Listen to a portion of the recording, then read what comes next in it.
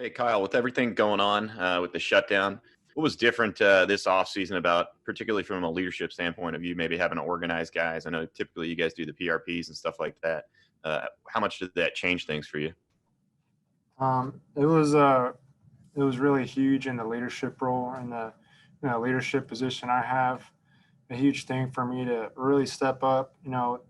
Obviously there wasn't a lot of time for us to be around coaches through the whole quarantine and that whole process. So I had to do my best along with the other leaders on the team to try to you know keep our timing down and make sure we continue to improve our game even through these rough times that we're still trying to conquer right now.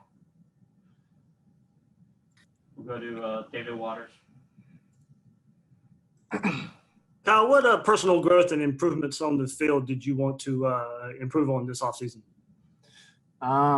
Personally, from a quarterback standpoint, obviously you can never be too accurate. Let's say accuracy and just making sure I'm sharp with my reads and my footwork and, just getting through my progressions the way that I need to be. And have you had a chance to talk to Felipe yet about once you guys found out that you were going to go against each other this year? I haven't talked to him since they released the schedule. But we keep in touch. Obviously we're great friends. We came in here together and we'll continue to keep in touch. Thanks, Kyle. And we'll go to Mark Long and then Edwin Thompson. Hey, Kyle. Just curious about the weight loss. Coach Johnson said you dropped some pounds. How much and how did you get it off? And did you feel any different? Definitely looks a little bit different. Yeah. Oh, well, thanks for noticing. Yeah, I lost about around 13 pounds. I felt a little heavy, getting towards the end of last year. And, we had a lot of time to ourselves, and I just try to take initiative and try to, improve my health and, in all aspects of my life. And, yeah, I've definitely felt a lot more quicker on my feet and things like that have helped my game since. How'd you do it? Was it diet? Was it running your butt off? What do you think was the key here? I would say just, eating the right things, drinking tons of water, and that's about it. A lot of exercise, just having that strict diet and trying to improve my overall self and my health and my game. We'll go to Edgar. Yeah, Kyle, just how much more confident are you right now? I mean, can you quantify that at all? Do you notice that in yourself, or is that just something other people are noticing in you? I definitely feel a lot more confident, in the quarterback position. Experience is a huge thing. So just to have that, almost that whole season under my belt, going into this 2020 season, I feel obviously a lot more confident about this year than I did last year. And, that's in all phases of the game. Do you, you and Kyle obviously had a great chemistry, and Trey Grimes is proven, but is somebody jumping out to you maybe that we don't know much about that's really making an impact? Somebody you feel like is going to be a key target for you this year?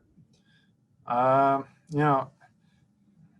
relationship and my chemistry with those guys you mentioned have only improved over time and just through repetitions. And, a lot of the returning guys like Copeland and the young guys that have just been working their tail off. And, I can tell how hard they've worked. And, I think we're going to have a lot of threats around the field.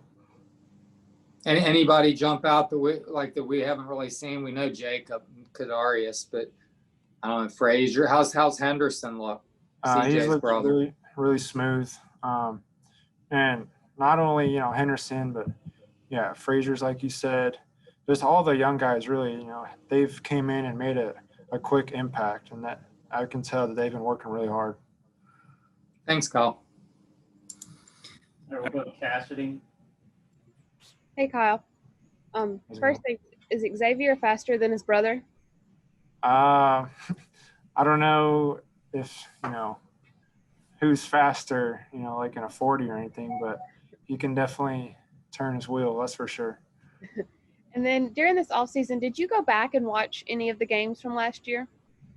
Yeah, I went back and I watched the whole season, just trying to nitpick myself, and especially during that quarantine period where we had all that time to ourselves.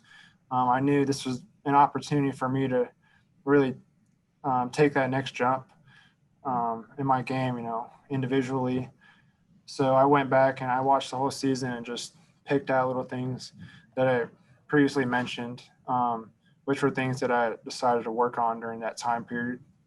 Was there anything in particular that maybe jumped out as far as, hey, that looked better than I thought it did, or, oh man, what was I thinking? Well, I think that's just one thing with film in general. It never looks as good or as bad as you think it is. But just going back and things like footwork and getting through my progressions cleaner, that's just was my focus during this whole little, I don't know if you want to call it a break that we had through this whole quarantine. Just to clarify too, was it the game film or the TV broadcast? It was I watched all the game film, but I pretty much watched both of them the whole season. Do you listen to it with the volume up to hear what they're saying about you, just out of curiosity? I mean, I do hear what they say. I mean, I do. Yeah, I listen to it with the volume on, but yes, Just gotta let it roll. Just let it roll. Thanks. Matt Baker. Hey, Kyle, what'd you get out of working a little bit with De'Aaron King during the whole quarantine period? That was a really cool thing, because I haven't really got to spend a whole lot of time with him ever since we both went to college. And it was kind of cool just for us to be back there competing against each other like we did in high school. And I think it was huge for both of our games. A lot of people were probably just thrown with a group of guys, from high school or whatever. But it was really huge for us because, we're both playing big time ball, and it was an opportunity for us to stay competitive and always trying to still one up each other, even through these little drills that we were doing back home. It was pretty cool. How's he going to do at Miami, you think? Oh, he's a playmaker. I know they'll be glad to have him. So I know he'll do very well down there. Thanks, man. Well, good, buddy.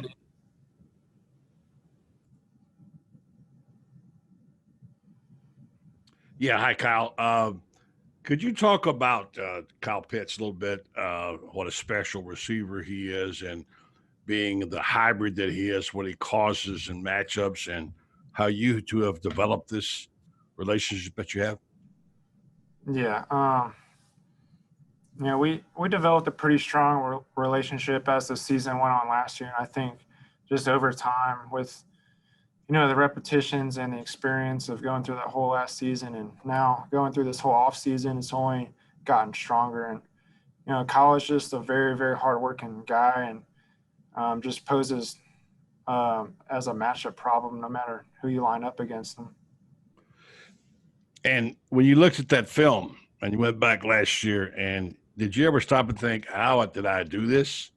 Coming in the game when you did in Kentucky, being down and just showing up and finishing the season the way you did you ever pinch yourself, or just like, okay, I was ready for this and I did what I was trained to do?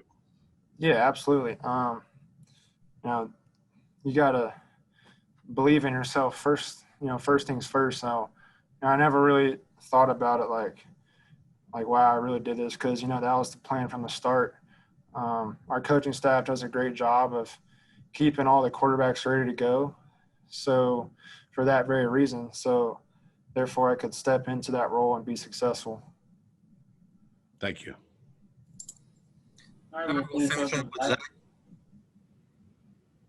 Hey, what's up, Carl? I just wanted to see, I asked Brian Johnson about this. Did you see the article that came out from Pro Football Focus about where they ranked you, and just kind of some criticisms of you not being able to make big time throws, and some of the stuff they said about your turnover worthy plays? Did you catch any of that?